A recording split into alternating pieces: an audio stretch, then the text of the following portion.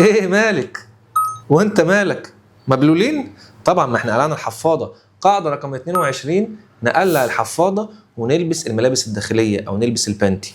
ليه بقى؟ لان احساس البلل وحش للصغيرين ووحش للكبار، وده هيساعد معاكي بقى ايه؟ ان هو لو عمل وبل نفسه هيجي ينادي عليك على طول، فاحنا نقول له ونترجم له ان دوت معناه رساله ان احنا نخش البوتي، فنعمل في البوتي فالعمليه تنجح. فهو موضوع البلل دوت هو موضوع بيساعده في التناسق العقلي العضلي.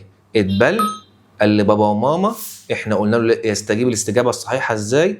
ان احنا نروح البوتي. قاعده رقم 23، انت لما بتسافري بره واي حد فينا بيروح مكان مش مستريح فيه، يعني بيمسك شويه، بيجي له شويه امساك، ما بيخشش على طول زي ما بيخش في بيته، تجربه جديده على الطفل، فبالتالي يحصل له ايه؟ هيحصل له امساك. نكون عارفين كده من الاول، نشرب سوائل كتير، ناكل اكل فيه الياف، ناكل فواكه زي الكمثرى، زي البرتقال، زي التفاح بقشره، زي الخضروات الورقيه.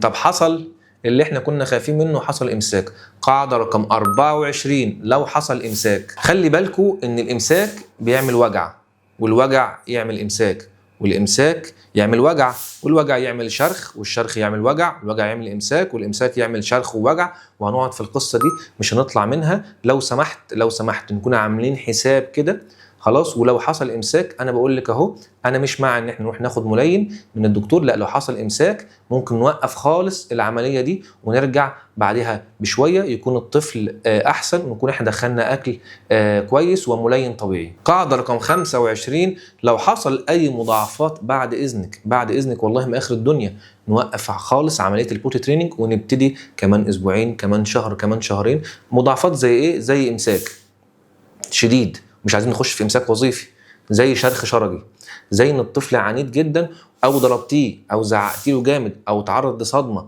او مثلا بابا جه مره واحده شاف مثلا معمول على السجاده قام مسكه وضربه وبتاع، دي تجربه سيئه جدا. فحصل اي مضاعفات ناخد هدنه، نهديه ونرجع نعيد العمليه تاني، مع حط في الاعتبار ان احنا المضاعفات دي ما تتكررش تاني. شكلكم كده زهقتوا، انا ما زهقتش ومش هسيبك غير لما تعملي سيف بوتي تريننج او بوتي تريننج بامان. تابعوا بقيه الفيديوهات.